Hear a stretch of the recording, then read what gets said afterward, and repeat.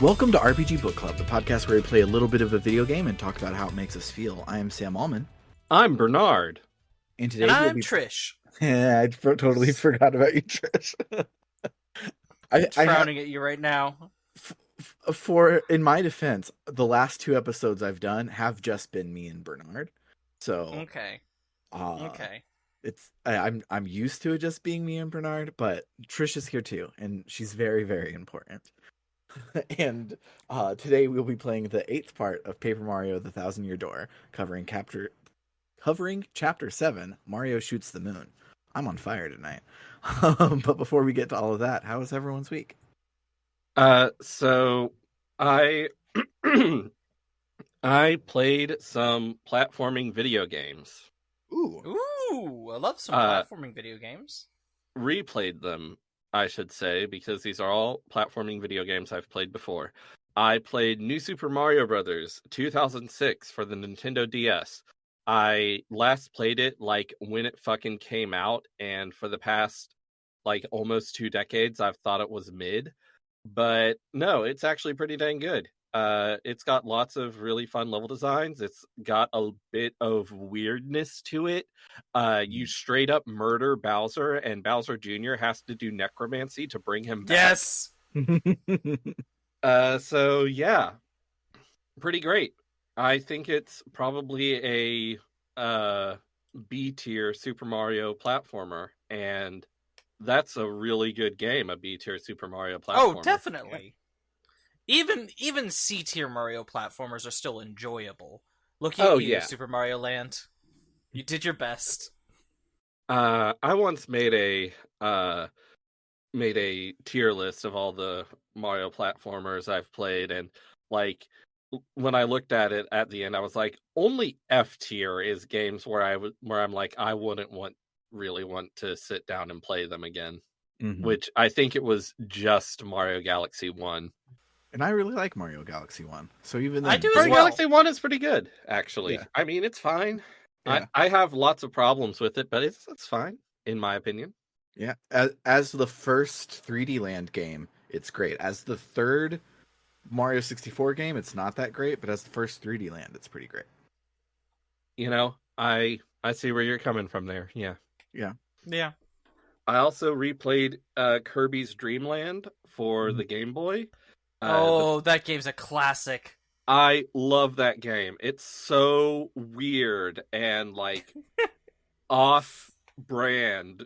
Like you can't copy enemy abilities, and there are power-ups that you pick up and then have a power-up for a limited time. And it's so weird and so short.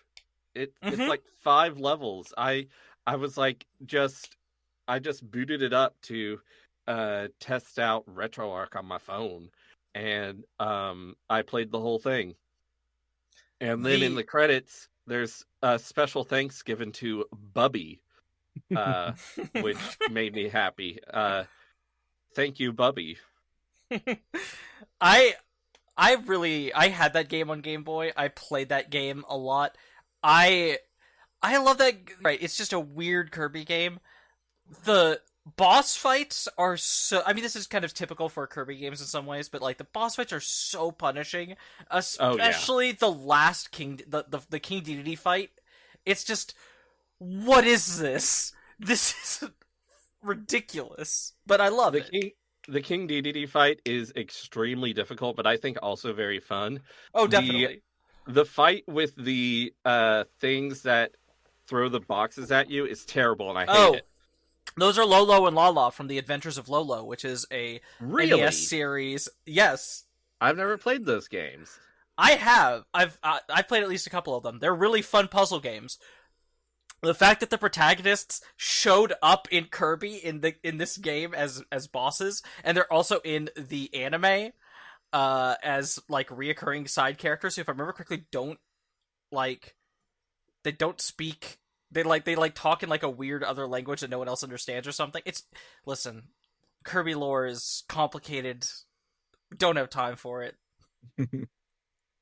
Adventures of Lolo was also made by HAL Laboratory. Yes, yes. That explains it.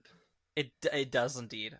Uh, I, thanks to a little burst of good fortune, was able to finally get the Thousand Year Door remake, and so I haven't gotten very far in it. I've just been mostly dipping my toes.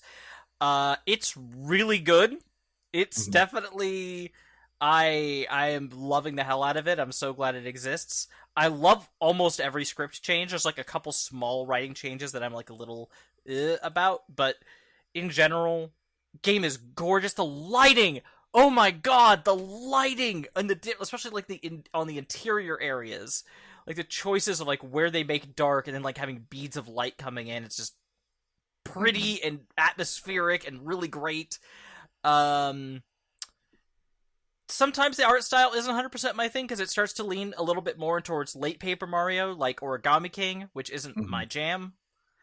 Um, and there's also a little bit of changes to the speed of like gameplay Yeah, feels a little off. it's that 30 Sometimes it's frames too per second. slow. Is that the only reason? Because like sometimes it's too slow and sometimes it feels too fast. Sometimes it Yeah, feels sluggish and sometimes it's like, oh wow, I need to be hitting these buttons immediately. yeah, Weird. the 30 frames per second makes everything feel weird, especially because you're currently playing the 60 frames a second one, and a lot of people in the reviews are like, you get used to it fairly quickly, but I think you won't get used to it because you're having to do both of them at the same time. That is Yeah. true. So I've been doing that. Because I finished. I think I said last week on the podcast. I finished Hair of the Ninth. I've been digging into some Locked Tomb fanfic. I'm still not caught up on the series, so I'm restricted. But there are Mhm. AUs at least I can read, and I found some really great gems. And that's been worth my time. I've been still playing phone tag with a contractor, trying to get our dishwasher installed, which Ugh, is that sounds terrible. it is. And it keeps just okay. Can you send me photos of this? Can you send me photos of this? I'm like, can you just come here and check this out, and then can we just get this done? Um, Ugh.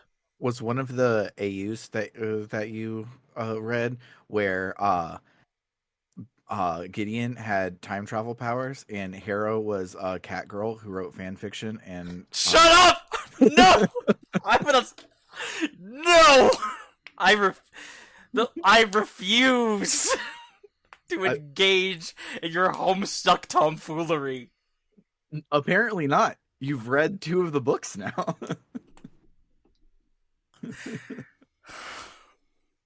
I fr- You're in the Homestuck extended family now. You just gotta put up with it. I will do the. I'm the member of the extended family who is estranged.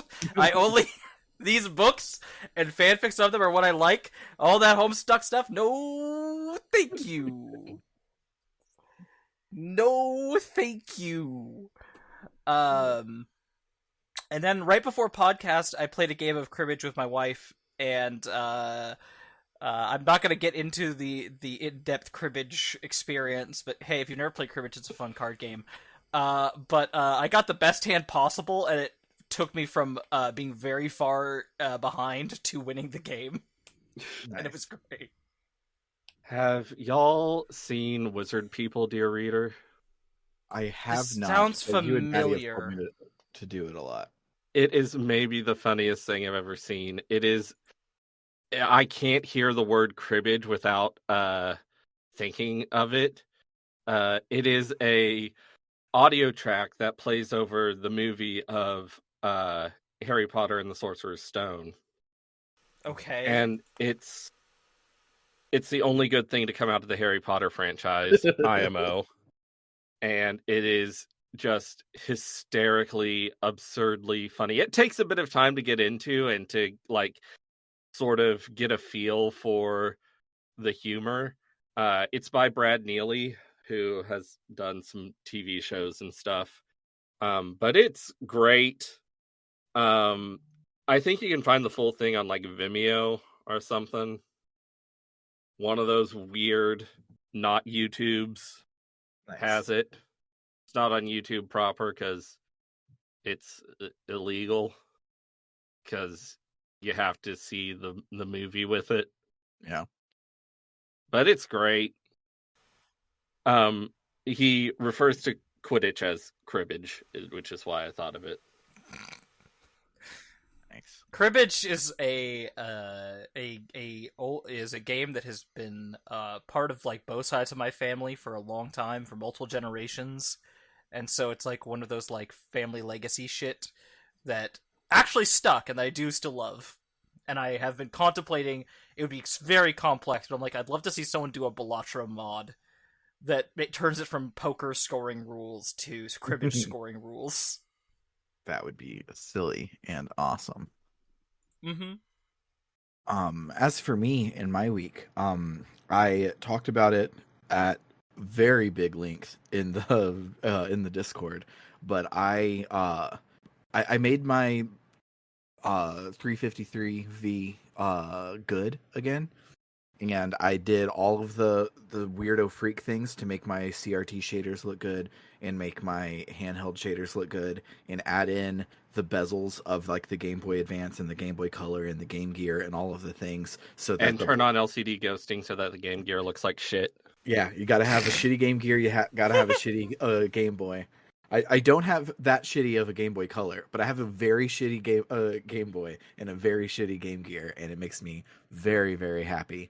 And then the ultimate sicko thing that I did is I traded out every box art for all of the games I've ever been interested in on there to a Steam grid so that they tile perfectly on my home screen. So now it looks really nice and it's real easy to get in and out of a game. And I made a folder that can only have 10 games in it, only one screen worth of Steam grids, and I can't add any more to it without taking one off. And the device loads into that page as soon as you turn it on. So it's like, these are the 10 games you're playing. Analysis paralysis is dead. Play one of these games. And so now I've been playing a lot of games. Yay! I've been playing I do want to hear what all 10 of the current games are. oh, I can read them off. Give me one second. Okay. I feel like it's been a second. We will extend grace and allow more than 1 second. So I have Aretha Super Famicom. That's that RPG with great graphics, right? Yes. Then I have Bomberman Max 2 Red Advance. What on earth is that?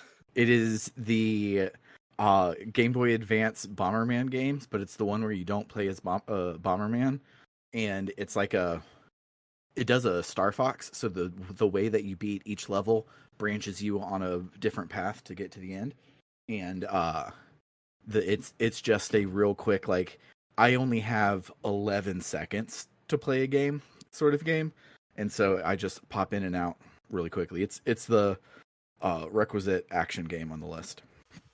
Then I have Shining Force 1 for the Sega Genesis. Then I have Shining in the Darkness for the Sega Genesis. Nice. I have Summon Night Swordcraft Story for the Game Boy Advance.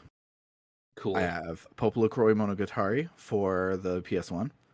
Oh yeah, you played a bit of that on our New Year's stream, right? And it ruled. It ruled really, really hard. I have Wonder Boy the Dragon's Trap for the Sega Master System.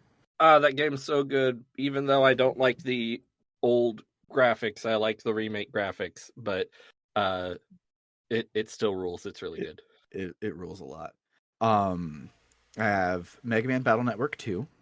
Ooh, I want to not play my favorite Battle Network games. They're so good. I Except have 4. We don't talk about 4. I have Tales of Eternia, and I have GG Aleste 1 for the Game Gear. Is that a shmup? Yes, it is. Cool. I technically also have Dragon Ball Z: The Legacy of Goku as a 11 on this page, but that's because Scarlett is currently reading Dragon Ball Z and wants to play this game with me once she gets far enough into it to not be spoiled by the video game. And I was like, you are already way past like the first 4 or 5 levels because they added a lot of stupid shit on the way to way to Reddit. So that one's on there for us to play together. But yeah, those are the current 10 that I have on this thing. And it's been awesome having just a quick, decided for me games in my pocket. That's neat. Mm-hmm. Um, Other than that, uh, I I'm on like week 2.5 of not having any Adderall, Oh so dear. that's the reason why I spent all of last weekend making my Game Boy good because that's what happens when hyperfocus is back. And today's hyperfocus was setting up Trish this Aya Neo of yours, Bernard, so that Trish can play modern video games. Listen, And my laptop can play modern video games. It just heats up to the point where I worry its motherboard will melt. but yeah, other than that, work sucks without medicine, so that's real bad. And our big project kicks off on Monday, and I'm not well prepared for it. But supposedly uh the pharmacy has Adderall for me on Monday, so the end is in sight. So here's hoping. And speaking of here's hoping, here's Mario shooting himself at the moon.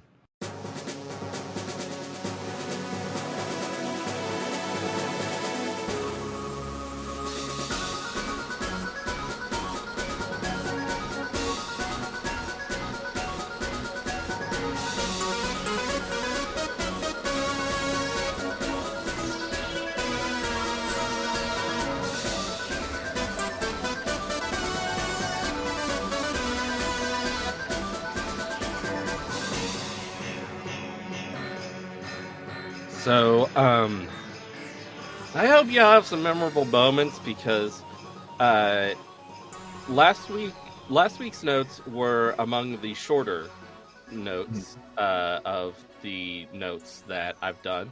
This week's notes are half the length of last week's notes because most of this week is a really bad pointless side quest and a really good long dungeon.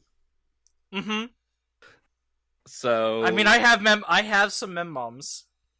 So this might be a short episode. But we talked about our weeks for a while. It's fine. Yeah. What I love is that when this episode comes out, the people will be able listening can look at the time code as you say that, and will either be going, "Oh yeah, that looks like a short episode," or they'll be looking at that with like another hour and a half and going, "What happened?" Yeah. We'll see. It's a journey. Mhm. Mario and friends arrive back in Rogueport and get Princess Peach's last email. It says she's being held on the moon, and, quote, in order to resurrect the monster's spirit, they need my... But the message cuts off there. What could it mean? Mario and friends return to the Thousand-Year Door, and sure enough, it marks the moon as the location of the final crystal star. They go to Frankly to ask how to get to the moon. He tells them he'll look into this, and they should come back later. I don't actually know what triggers him finishing his research. Do y'all I don't know? either. So No. I went outside and got an email immediately, and I went back inside, and he was done. So It might I just would- literally be timed. I went outside and did some stuff, then came back, and he wasn't ready yet.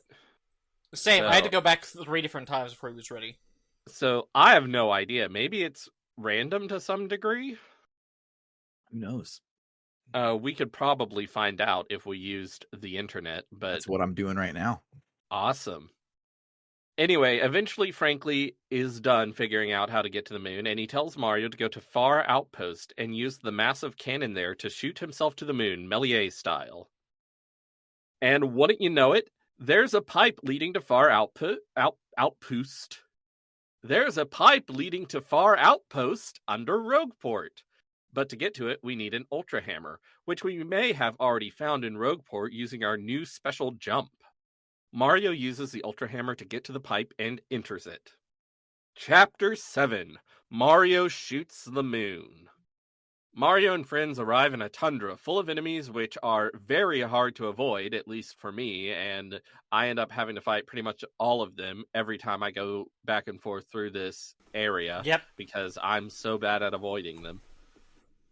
I'm high enough level and have a kind of badge layout that makes it not terrible, but it is just a lot of time every time. Yeah, and also there's lots of trees in the foreground, and the piranha plants like to they go under the ground, then pop up above the ground, and they might pop up behind a tree, and you can't see them, and it's a difficult couple of screens for me. But Mario and friends arrive in Far Outpost, but the Bob-ombs there deny any knowledge of a cannon. In order to get the truth, you have to speak to the mayor with Bobbery as your active partner, who declares that he saw the cannon himself last time he was here. The mayor says the cannon should not be revealed to non-Bob-ombs, as they can't let it be used for evil. Bobbery convinces the mayor that they need to use the cannon or the world will end. However, the mayor says that to use the cannon, they need Gold Bob's permission. Gold Bob is a wealthy Bob-omb we met in Glitzville and on the Excess Express.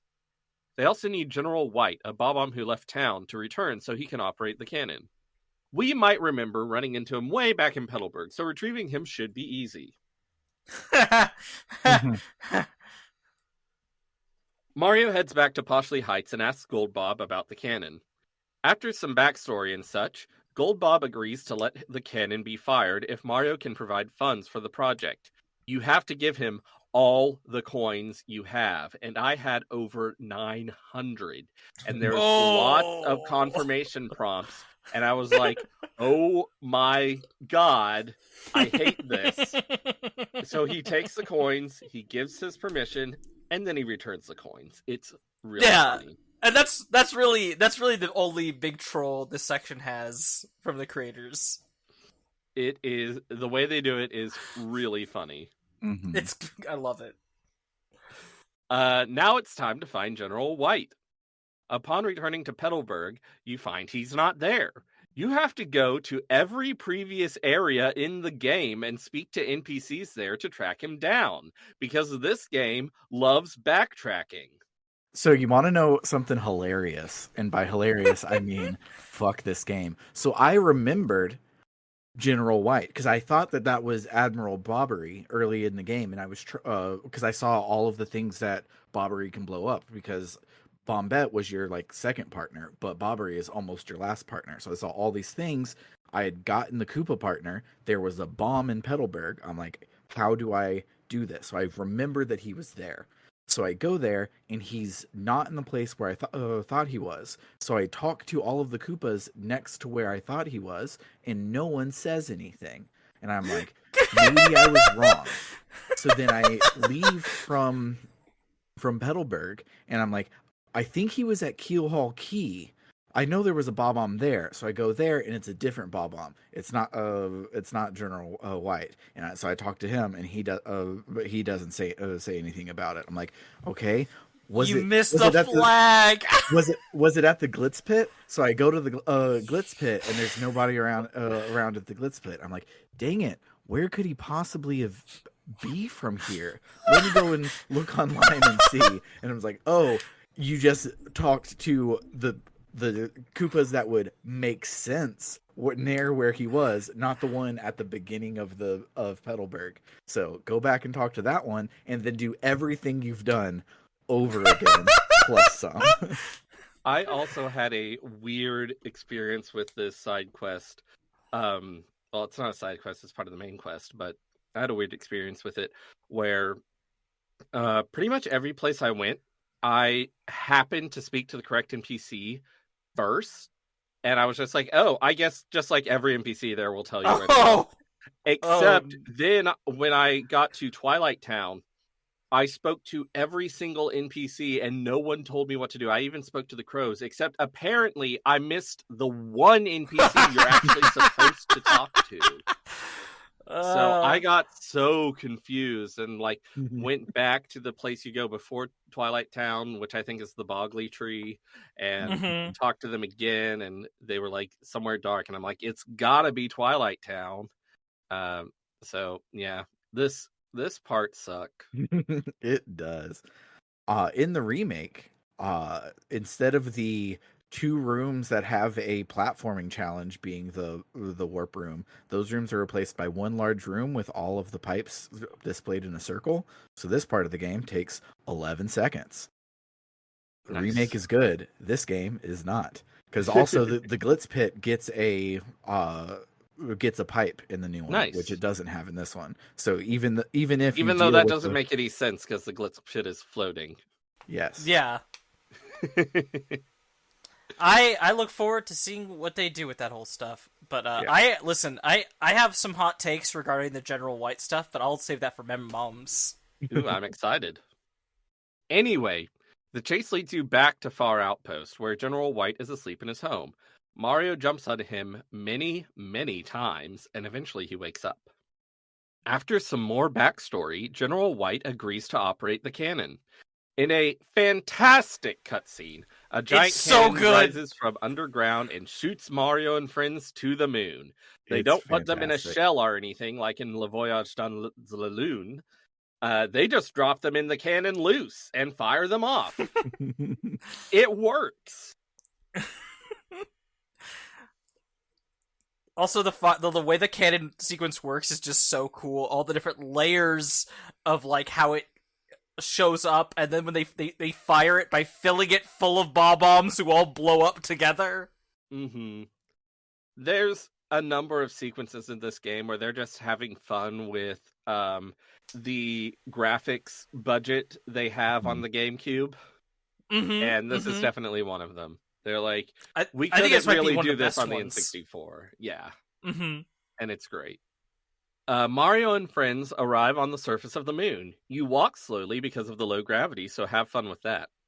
Eventually, they reach the Exnaut base, which is a long and fantastic dungeon, though nothing really plot important happens there until the ending, except for Mario discovering a teleporter, which leads back to Rogueport. But I loved this dungeon. It's really it's a really like dense, well laid out dungeon. Yeah, good puzzles, good fights. I never found the gear, so I didn't get all of the alternate sweet loot, and it made me sad. Is that for the Crane game? The Crane game, yeah. Yeah. I mean, it's just two feeling fine. That's feeling fine and feeling fine P for the partner. Those are badges that make it so you don't get any status. No status conditions can affect you, which is nice. It is, especially with the last chapter of the game. There's going to be some parts where that might be helpful. Ooh. I will also say regarding that dungeon, there is that lovely little bit with if you're playing around with the vents and stuff, the changing room where you turn 8-bit. And unlike the N64 one, your partner also gets turned 8-bit. And they all have unique 8-bit versions. It's fantastic. Gotta have it in a Mario RPG. There was one in Paper Mario N64, right? Yeah. Yes, and it was only Mario, not the partner, though. Right, and there's one in Mario RPG as well. I was sort of disappointed in Mario RPG Remake. When you go to the part that makes you 8-bit, you just come out and you're 8-bit. I was kind of hoping it would be the Super Nintendo Super Mario. That would be so good. Super Mario RPG sprite. I think that would have been better. It would have been cute, but whatever. Eventually, Mario and friends reach the innermost chamber and find everybody's favorite character, Lord Crump, waiting for them. He says he used the last crystal star to lure them here so that he could defeat them and take all of their crystal stars. Also, Peach isn't even here anymore. I mean, you sarcastically describe him as everyone's favorite character, but he has like a Pete from Goofy stuff sort of charm to him of like, God, this guy's just an ass in a fun way. Yeah, I mean, I like him. He's a fun character, but also he's just he sucks ass also. He's really bad at his job. Yes, he is. Most of Grotus's employees are not good at their jobs, it seems. Which just adds to his sort of put upon, I'm the only sane person here sort of attitude. Yeah. Like, the Shadow Sirens aren't good at their jobs, Lord Crump isn't good at their jobs, Tech, betrayed him. Yeah. Oh, some of the random Exnauts just call him dude. Yeah. Anyway, Lord Crump hops in Magnus von Grapple 2.0 and attacks. This mech is a lot better than the previous model, that's for sure. I really enjoyed this fight. Oh, it's a good fight. I liked it a lot. Mario wins, and Lord Crump gets blasted off into space, where presumably he dies a horrible death. Because he got blasted into space. And even if he's not going to die from being asphyxiated in a vacuum, he's going to starve to death, I guess. Yeah. But what if he finds a space station and starts reviewing bad movies? That could happen. Lord Crump has a sort of a MST3K villain vibe to him. He does. I could see him being one of Pearl's minions. Oh, definitely.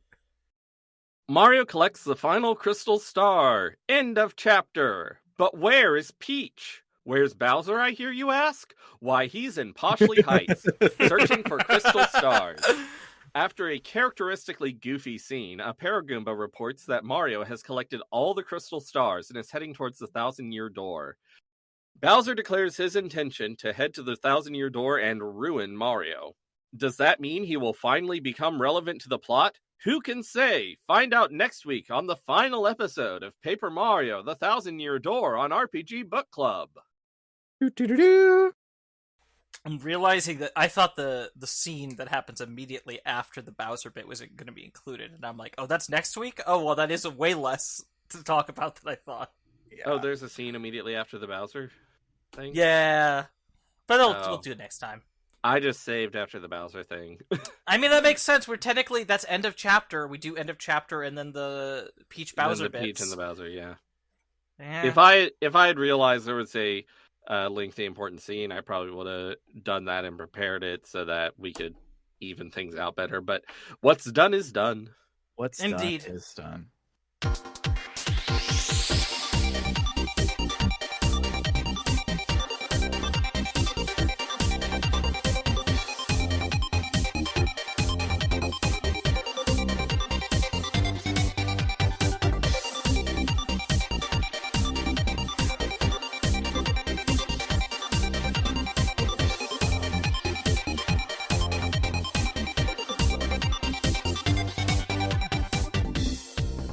So yeah, Mim Moms. I don't have any. Well, I have a list of them. Wonderful. Bring it. Okay, should I start with the general white thing, or should I build up to it? Yes, I want to hear what you have to say about it. Okay, so here's the thing. I have a deep affection for when a game developer decides to prank me. I love Understandable. I I also love it. enjoy being pranked by a game developer. Just and not just a prank, like the gold bomb thing with the money. That's a prank. That's just a haha, I got you. I like it when they really purposefully make me waste my time and make me upset. Like, I like that. I think that's fun. I think there is it makes me think as like when I run a TTRPG, like pulling something off on my players that makes them groan or makes them just like annoyed in a fun way. It's a good feeling. And so I like the general white bullshit. I think it is enrichment for game developers. It might be not enrichment for the players, but it's enrichment for the game developers. I think would have loved it if I didn't do it twice. You know what? Probably. I think maybe it wouldn't have tasted quite so sour to me if this game didn't already have a problem with there being too much backtracking. I agree. I think it would work better if there was less backtracking in general, but I still think this example works. I also do want to point out two things about it. One, because if you have done all the shortcut things, like you have all the sewer areas where you can quickly go from area to area, and you can remember the route, layout. And you can remember the layout. If you could do those things, then the route they have you do from chapter 1 to chapter 5 to it's 1, 5, 2, 4, and then back to the Frozen Wasteland, if I remember correctly, or something like that. The exact route, the shortcuts line up really well. Because the Twilight Town pipe. Twilight Town is the last one you go to, and that's right by the Far Outpost pipe. Mm-hmm. It's right by the far outpost pipe, and it's also right by, I forgot, Glitz Pit is after. So you do all the shortcut pipes, which are down below, and then you go from there up to the blimp to get to the Glitz Pit. And then you get back from the Glitz Pit, which is right next to the grate that takes you to the Twilight Town pipe, which is right next to the far outpost pipe. It's really well laid out in terms of how you get to all of them in that way. And then also, I just appreciate if you're someone who, the fact that they're making you talk to all these people to find out, like, get to trip the flag to get to the next bit, means that you're also talking to the characters from old chapters again. And they do refresh these characters' dialogue every so often. And so if you're someone who hasn't talked to any of these people since their first, since their chapter, I enjoy the developer basically giving you a reason to look at the dialogue they put in the game that you might have otherwise missed. I enjoy that. Mm-hmm. I also appreciate that. Similarly, actually, just going through, I've been trying to, at the very least, talk to everyone in Rogueport between chapters every time, because their dialogue, almost everyone's, does refresh. And just one thing I felt like I noticed is just comparing to just starting the remake recently, and comparing that to where we are now, it feels like over the course of the game, the NPCs of Rogueport, their attitude towards Mario has changed a lot. Like, when you first start out, so many of them are so standoffish and so just, they're very brusque, they're very abrasive. And then by this time, a lot of the people you talk to them, and they're opening up about parts of their lives and stuff. Like, you're getting to learn more about them. And it just, they're congratulating Mario or thanking him for things he's done over the course of the game. And it just gives this feeling of, like, Mario has, like, won over this town of ne'er-do-wells, in a way. And I love that. That's fun. And then my last, not my last, actually, my second to last, is the troubles that they added between these chapters. There is one that I am a little like, okay, this is annoying in a way that I'm maybe not a fan of as much. There is one where it's a character, the chef on the dining car wants you to bring him 3 specific rare items for a dish, and he'll pay you for it. I didn't have any of them. I didn't keep any of them from when I, from those chapters they were in. So I had to go back and get a mystic egg, which you get from Pooney's sister in the Great Tree from Chapter 2. A golden leaf from the outside the creepy steeple, which is a kind of hidden item that you otherwise might not know how to get to if you weren't paying attention when you were at the creepy steeple. And if it's outside the creepy steeple, then I guess you have to go all the way through the Twilight Town outskirts and the forest. Yes, and then all the way back. And a Keel Mango, which is, luckily that's right next to the pipe to Keel Hall Key, but still. You have to take all those, and you have to get on the train again, so you can talk to the chef and give him those things. And I had to get all these things over again, and when I do, he's like, oh thanks, here's 40 coins. I was like, really? 40 coins? You can do a lot with 40 coins. You know what you can't do with 40 coins? My last mem thing is you can't buy any of the Super Luigi books. Have any of you been buying the Super Luigi books? I have. I haven't read them. Just like in real life, I buy books and don't read them.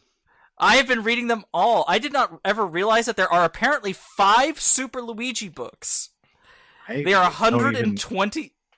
They're available. They are key items available in the Rogueport shop. They are 128 coins each.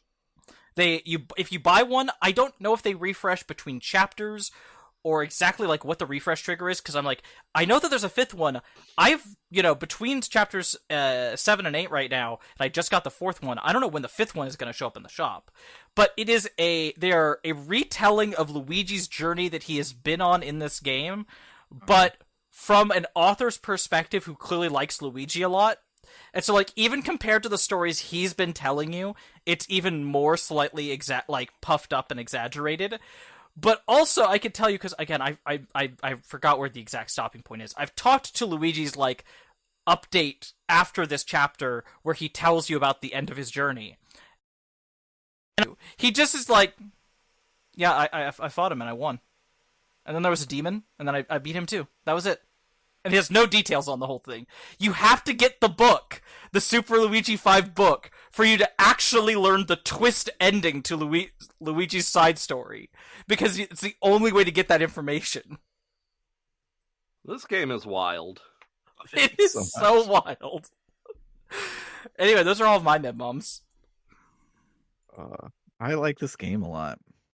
I am tempted to immediately replay it, but I am not tempted to immediately replay it. I definitely want to replay it and play the remake at some point. But like when I played Paper Mario and then like a couple months later had to play it again for the podcast, I did not mind at all. But this one is just like weirder and a little less structurally perfect, and I don't want to play it again right away.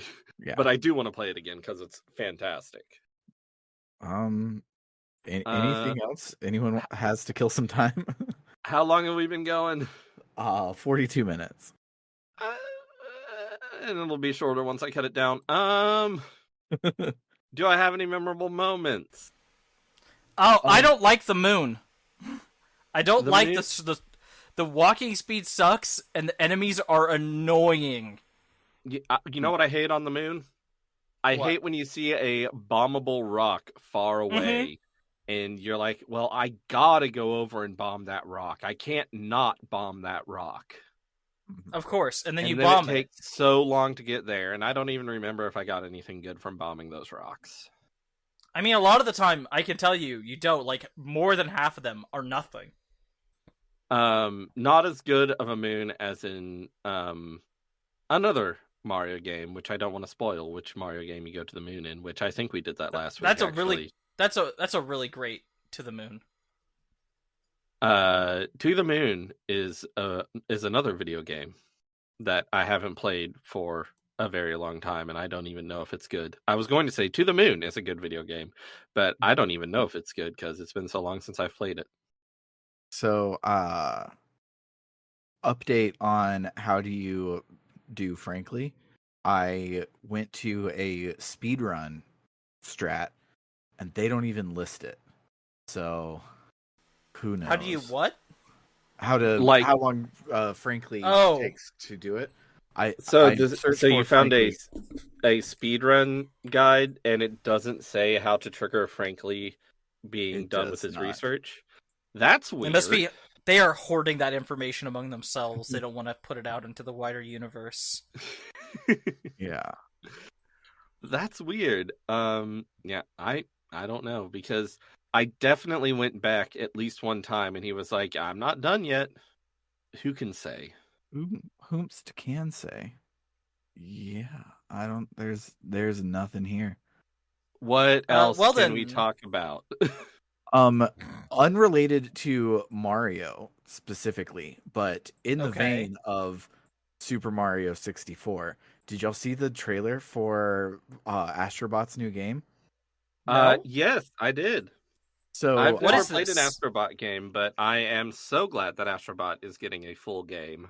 Yeah, so the Wii Sports for the PS5 is Astro's Playroom, and it's fantastic. It is probably the best 3D collectathon platformer in a whole hot minute. At least since Mario Odyssey. I can't think of anything better in between the two of them. And Astrobot was also the Wii Sports for the original PlayStation VR, right? Yes. A different Astrobot game. A different Astrobot game. And so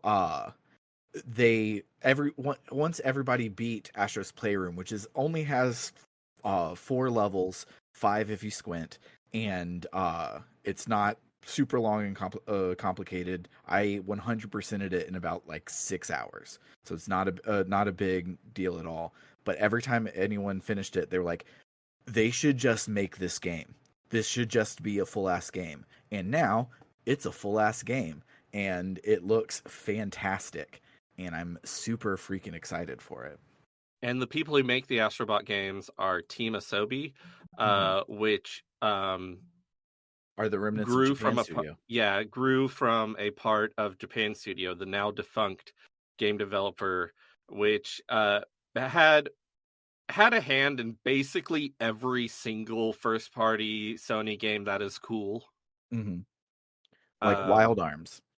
like Ape Escape and Gravity Rush and Loco Roco and Patapon and Eco, I think, and Legend of Legaia. And Wild Arms 5 specifically. I don't think they did any of the others, but I know they did in Wild Arms 5. And Wild Arms 5 is the good one. Yes, Japan Studio was Ego. Yeah, well, Team Eco was Eco, but Japan Studio also was involved. Like, if you go to their list of games on Wikipedia, it's like every PlayStation game that is cool. Mm-hmm.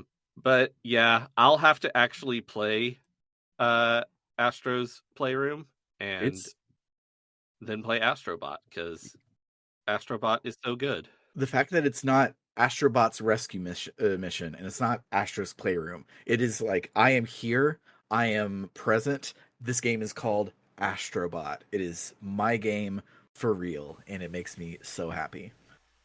That definitely makes me happy for fans of that finally getting the full game that they deserve and it being really good. As a part of the same state of play, we're in the long E3 now. It started 2 days ago with this state of play, but the in the state of play, Shining Nikki and Love Nikki are style savvy likes that they attached a weird like uh interdimensional adventure plot with demons and shit onto that I was obsessed with. Like, woke up and did my dailies first thing in the morning, obsessed with for like 18 months of my life.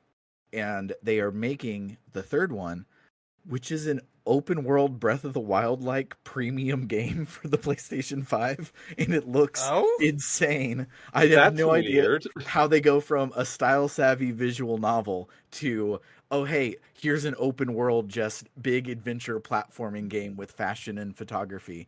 And then everyone I watched a couple people reacting to it, including in our Discord, and they were like, "Oh, is this like some sort of cozy platforming game?" And then the very last second shows Nikki like chained in some deep dark demonic dungeon, and some like succubus type of person is like, "Oh, I will stop you," blah blah blah blah blah, just some like weird left ass shit. And I'm like, yeah, this tracks. This is definitely Nikki 3, and I'm very very excited for it because it's such a weird left turn.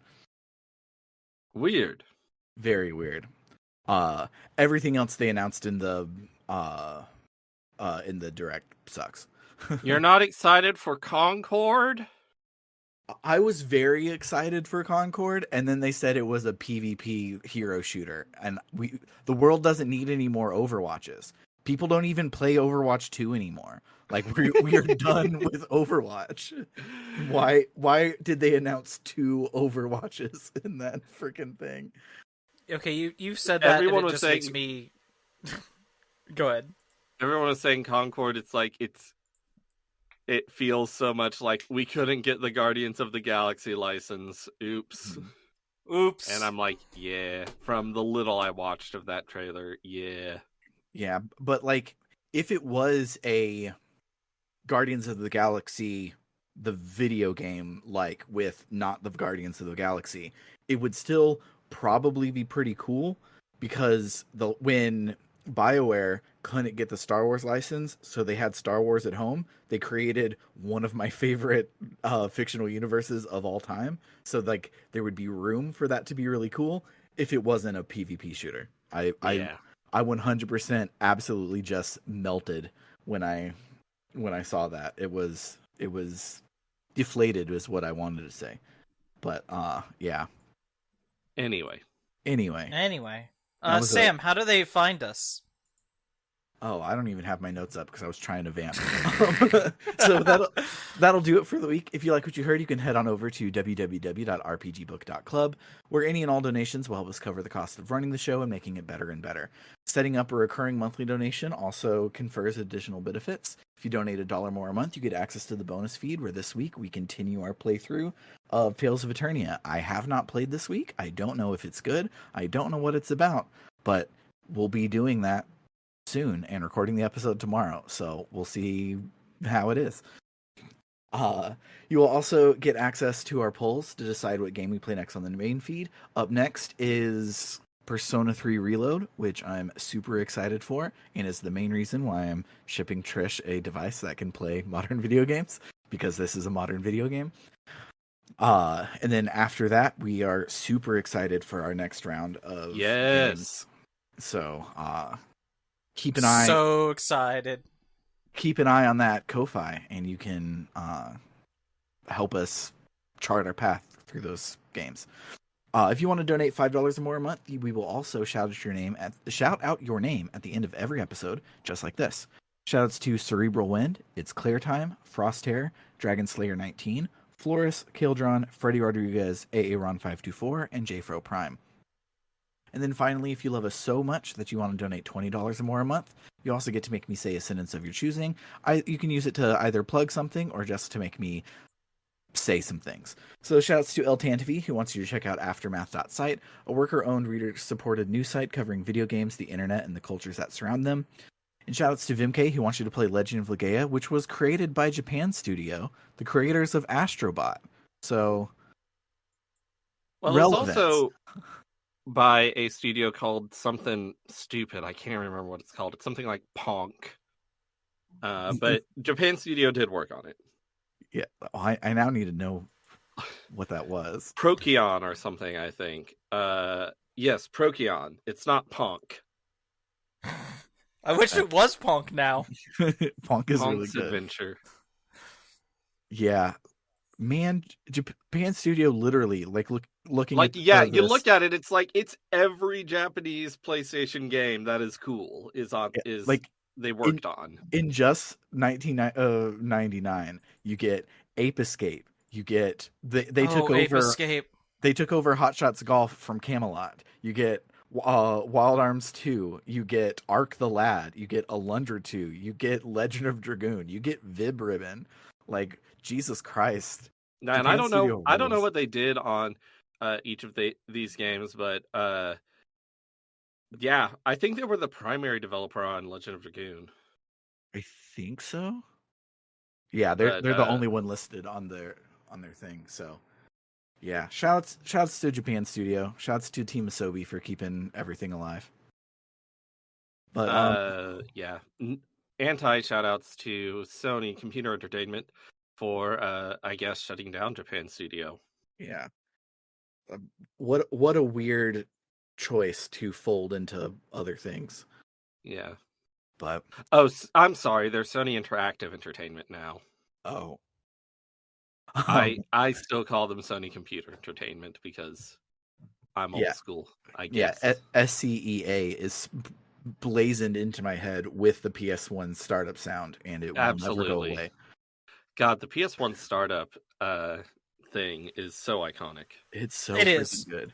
Oh, I've never owned a PlayStation, and it's still iconic. You know who else is good? Carr, who is a dentist, so he doesn't plug a website, but rather your own mouth, and he says to brush your teeth twice a day, most importantly, the time before you go to bed. For RPG Book Club, I have been Sam Allman. I'm Bernard. And I'm Trish. Toodaloo, folks. Trish, I almost on purpose cut you off again. No. I'm not saying it now. I'm not saying it. No, I will. Bye, everybody. Rude.